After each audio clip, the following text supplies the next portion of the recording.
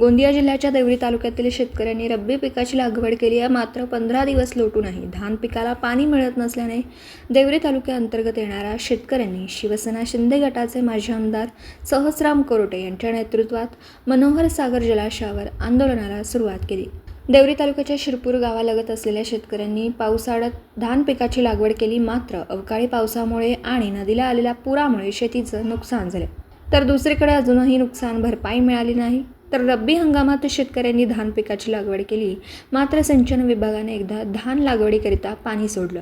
लागवड झाल्यावर पुन्हा पाण्याची गरज असताना सिंचन विभाग पाणी सोडत नाही, त्यामुळे नदीपात्रातील पाणी देखील आटलं असल्यामुळे शेती कशी पिकवावी, तर दुसरीकडे जनावरांना पाणी मिळत नाही। त्यामुळे संतप्त शेतकऱ्यांनी शिरपूर गावात असलेल्या मनोहर सागर जलाशयावर आंदोलन करण्यास सुरुवात केली।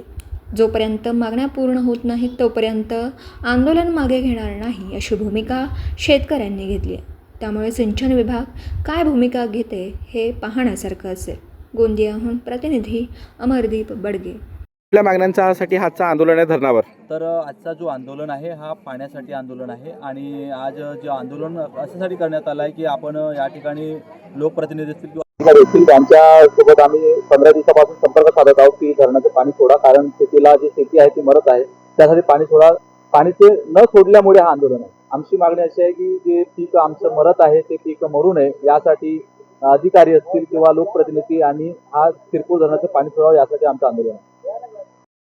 नाव नितेश एकनाथ भेंडारकर। काय सांगाल, कुठल्या मागण्यांसाठी आजचं हा आंदोलन आहे? आज आपल्या ह्या शेतकऱ्यांची मागणी आहे, गेल्या 10 ते 15 दिवसापासून नदी पूर्णच कोरडी आहे। शेतकऱ्यांना पाणी नाही मिळून राहिलं, पिण्याचं पाणी नाही, जनावरांना पाणी नाही आहे। कुठल्याच प्रकारचे आम्ही वारंवार आमदार साहेबांकडे गेले, विद्यमान आमदार त्यांच्याकडे गेला, कर्मचाऱ्यांना फोन लावलं, मग माजी आमदार कोरोटे साहेब यांच्याकडे गेलं, त्यांनी सर्वांना फोन लावलं, तुम्ही चालू करा, रिक्वेस्ट केली, तरी पण त्यांना आम्हाला आतापर्यंत कोणताच न्याय न मिळाल्याने आम्ही निर्णय घेतला की एक वेळा आंदोलन करू आणि आमची रब्बीची फसल 3 महिन्याची पूर्ण झाल्या पाहिजे, यासाठी आम्ही आज इथे आंदोलनाला बसलो आहे। पूर्ण न झाल्यास आम्ही रस्त्यावर उतरू आणि कोणती पण हद्द पार करू शकतो, एवढी मी शेतकऱ्यांकडून अपेक्षा ठेवतो। सांगाल, कुठल्या मागण्यांसाठी आज हा शेतकऱ्यांचं आंदोलन आहे? आपण देखील या ठिकाणी आलेलात।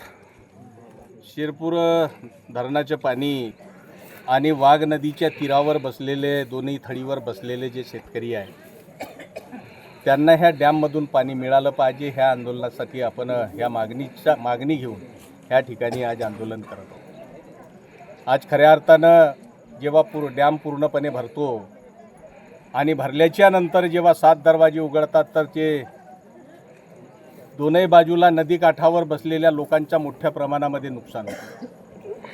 पावसाळ्यामध्ये यांचं नुकसान व्हावं आणि त्याची नुकसान भरपाई झाली पाहिजे म्हणून इथला शेतकरी रब्बीच्या हंगामामध्ये रब्बीचं पीक आपल्या शेतात घेतो।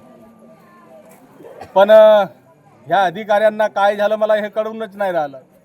मी सतत 3 दिवसापासून अधिकाऱ्याच्या संपर्कामध्ये आहो। काल सुपरिंटेंडिंग इंजिनियर आणि एक्झिक्युटिव्ह इंजिनियर आणि डेप्युटी इंजिनियरसुद्धा माझी भेट घ्यायला ह्या भागात आले होते, पाहणी करण्यासाठी सुद्धा आले होते। आज डॅममध्ये 53% पाणी असूनसुद्धा वाघ नदीला आमची मागणी आहे की फक्त शिरपूरपर्यंत आपण पाणी सोडावं।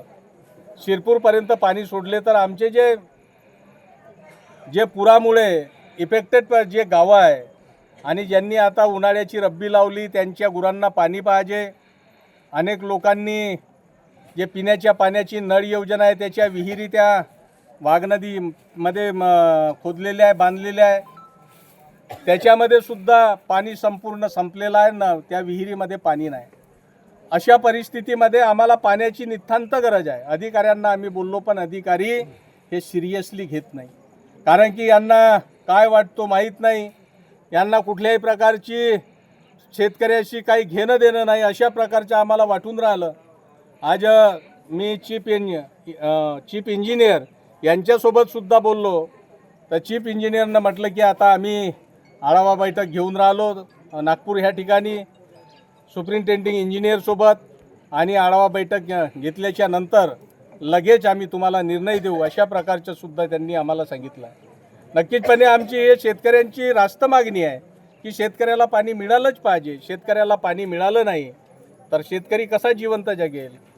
पावसाळ्यामध्ये त्यांचं नुकसान झालं, त्या नुकसानाची भरपाई उन्हाळ्याच्या रब्बी पिकामध्ये निघाली पाहिजे, अशा प्रकारची भावना घेऊन शेतकरी ह्या ठिकाणी रब्बी लावतो.